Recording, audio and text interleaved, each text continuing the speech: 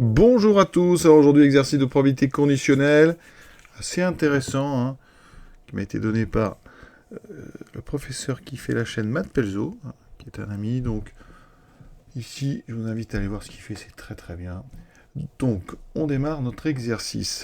Un professeur de mathématiques veut faire des photocopies pour sa classe de première. La probabilité que le photocopieur B soit en panne est 2 fois plus importante que la probabilité que le photocopieur A soit en panne. La probabilité qu'au moins un des deux photocopieur soit en panne est 0,72. Voilà. Et donc l'idée, c'est de calculer la probabilité de A et B. Donc on considère l'événement A, le photocopieur A est en panne, l'événement B, le photocopieur B est en panne. Hein. On sait, et ça c'est très important vraiment, que A et B sont indépendants. Et on va poser P de A égale X. Voilà. Donc première question, donner P de A union B. A union B, hein, c'est le union inclusive des maths, c'est que A tombe en panne, ou B tombe en panne, ou les deux. Et donc ça, si on traduit autrement, c'est au moins un des deux, au moins un des deux est en panne. Et ça, dans le texte, mais si on lit bien, au moins un des deux photocopieurs est en panne. Et ça, si on lit, la probabilité qu'au moins un des deux photocopieurs est en panne est 0,72. Donc on nous dit, en fait, justement, c'est pour ça que c'est donné. P de A union B, c'est donné dans le texte, c'est 0,72. Rappelez-vous bien, donc A union B, donc c'est A ou B ou les deux, mais on peut considérer que c'est au moins l'un des deux qui se réalise. Ensuite, on vous parle de P de A inter B, mais A et B sont indépendants. Donc j'applique le cours. A et B indépendants, ça veut dire que P de A inter B, c'est P de A fois P de B. Et donc P de A, on a dit que c'était X, d'accord ? Et on nous dit dans le texte, et ça c'est important à ce moment-là, je vais le souligner, c'est que la probabilité que B soit en panne est 2 fois plus importante que la probabilité que A soit en panne. Conclusion. Or, on sait que P de B, c'est 2 fois P de A.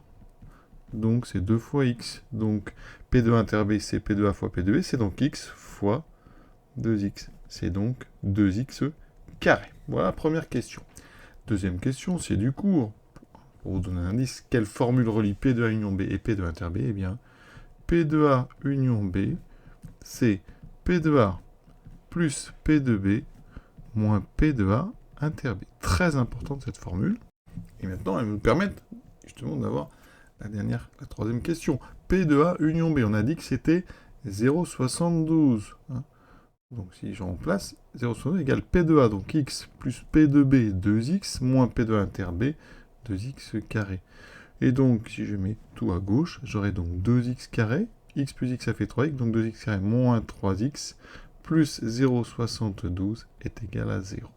Et voilà, alors c'est pas présenté comme ça dans la question, donc effectivement, si je laisse le 3X ici avec le moins 2x2, je trouve bien 0,72. Hein. Donc effectivement, on a bien 3x moins 2x carré égale 0,72. Hein. Mais moi, ce que je vais utiliser, ça sera cette équation ici du second degré pour la dernière question. Je vais la résoudre, cette équation. Et c'est intéressant, on est en première spécialité maths, on a une équation du second degré, donc on calcule delta b carré, donc moins 3 au carré moins 4a, c. Rappelons-nous qu'à l'épreuve de fin d'année, il n'y aura pas la calculatrice, donc on doit se débrouiller sans. 9 moins 2 fois 4, 8, fois 0,72. Donc 9 moins, alors 8 fois 72, donc 72 fois 8, je vais calculer tranquille en 2 fois 8, 16, il me reste 1, 8 fois 7, 56, et 1, 57, 576, donc 9 moins 5,76, donc 9, alors donc c'est 9,00 moins 5,76, donc ici, hop, on fait une petite revue, 10 moins 6, 4, 10 moins 7 et 8, donc 2.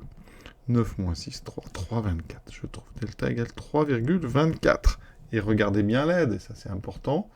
On avait une aide au calcul qui nous donnait le fait que 3,24 c'est 1,8 au carré. Donc delta est égal à 1,8 au carré. Notre équation a donc deux solutions. x1 moins b, donc 3, moins racine de delta, c'est 1,8 sur 2a, c'est-à-dire sur 2 fois 2, 4. Donc ça fait 3 moins 1,8, 1,2 divisé par 4, ça fait 0,3. Et une deuxième solution, x égale 3 plus 1,8 sur 4, ce qui fait 4,8 sur 4, donc 1,2. Et attention, nous, x, on cherche des probabilités, ça c'est strictement plus grand que 1, donc ça veut dire que ça ne peut pas être P de A. Hein. Or, x, qui est égal à P de A, est inférieur ou égal à 1. Donc, seule possibilité, eh bien, c'est la première, donc x égale 0,3. Donc, P de A est égal à 0,3 et P de B égale 0,6. On a terminé ce très joli exercice, je trouve. Encore merci donc à la chaîne Math Pelzo, que je vous invite à aller voir sur YouTube. À très bientôt.